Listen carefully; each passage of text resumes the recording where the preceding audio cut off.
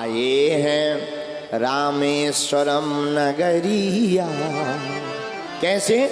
भर के दिल की गगरिया, दिल की गगरिया, दिल की गगरिया, दिल की गगरिया, दिल की गगरिया। तुम ही हो पार लगैया, भर के दिल की गगरिया। तुम ही नैया पार लगैया, भर के दिल की गगरिया। तो भगवान महादेव हैं, बाकी सब देव हैं, लेकिन महादेव की स्थापना करने वाले भी कोई साधारण नहीं, कर्णावतार प्रेममय स्वरूप प्रभु श्री राम हैं। इसलिए चौपाई बड़ी प्यारी है। जे रामेश्वर दर्शन करही, ते तनु तज मम लोके सिधरही।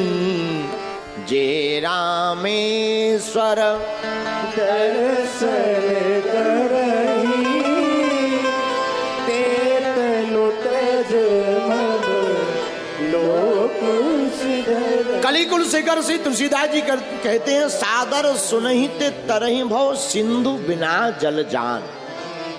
जो भी इस कथा को सुनेगा वह बिना प्रयास के भव सागर से पार हो जाएगा। कोई पार हुआ बिना जलयान के? कोई समुद्र पार हो सकता? इतना बड़ा समुद्र तैरना असंभव है।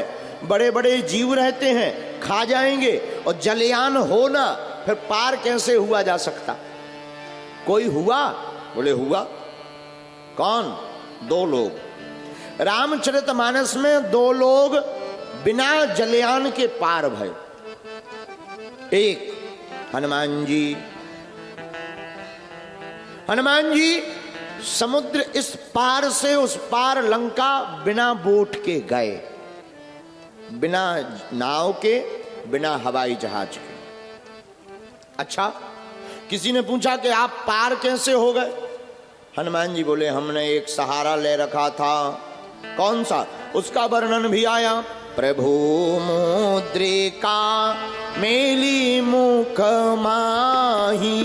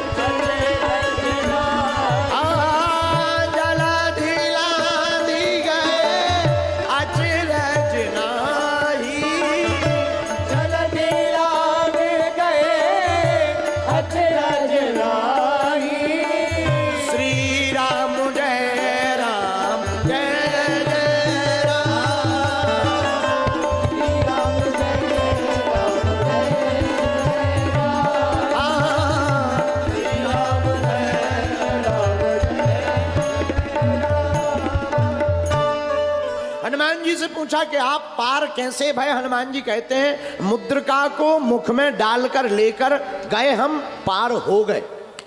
तो किसी ने हनुमान जी से कहा कि हमें एक बात समझ में नहीं आई, मुद्रिका पहननी चाहिए, जेब में डालनी चाहिए कि मुख में रखनी चाहिए?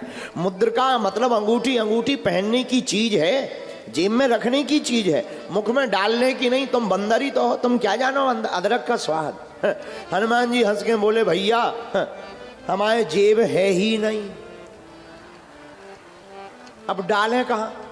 जेब है नहीं, डालेगा तो पहन लेते।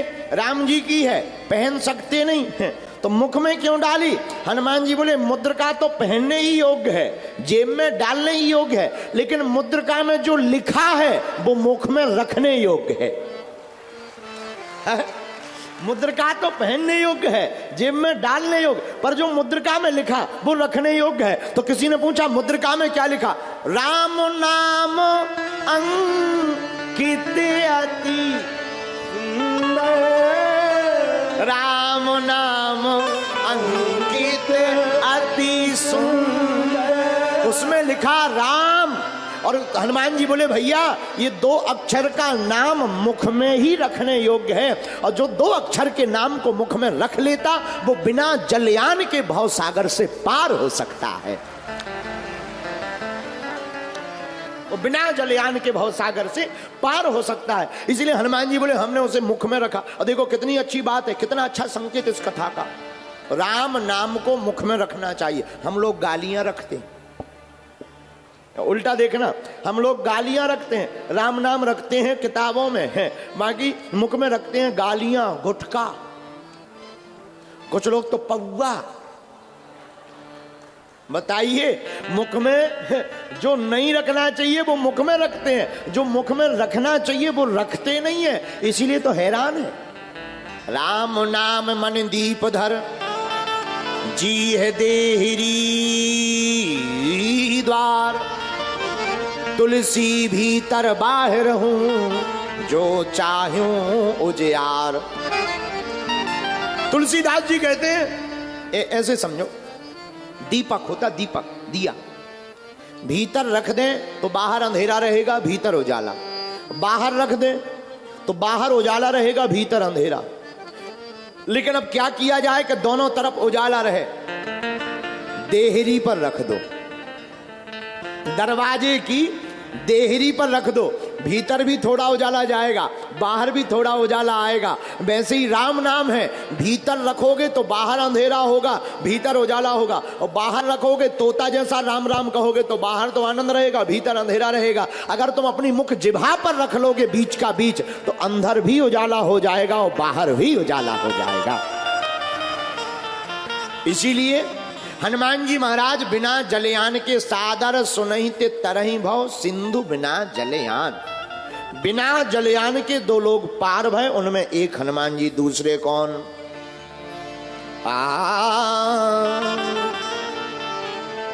चले मोहर से ही धरि रघुनाथा, चले हर से ही धरि रघुनाथा, धरि रघुनाथ, धरि रघुनाथ। कौन कौन गया? विभीषण जी। हनुमान जी यहां से गए बिना जलयान के उस तरफ से एक आए बिना जलयान के इस तरफ। कौन? रावण का भाई विभीषण। दोनों बिना जलयान के, पर एक मुद्रिका मुख में लेकर के गए, इसीलिए पार हो गए। अब विभीषण जी से पूछा, तुम बताओ तुम कैसे पार आ गए, तुम कैसे इस तरफ आ गए रामेश्वरम? लंका से रामेश्वरम कैसे आ गए? नाव तो दिख नहीं रही है। तो विभीषण जी बोले नाव की जरूरत नहीं, पंख तो तुम्हारे लगे नहीं, उड़े तो हो ही नहीं है, कैसे आ गए? तब विभीषण जी ने कहा, चलो हर से ही धरि रघुनाथ, श्री राम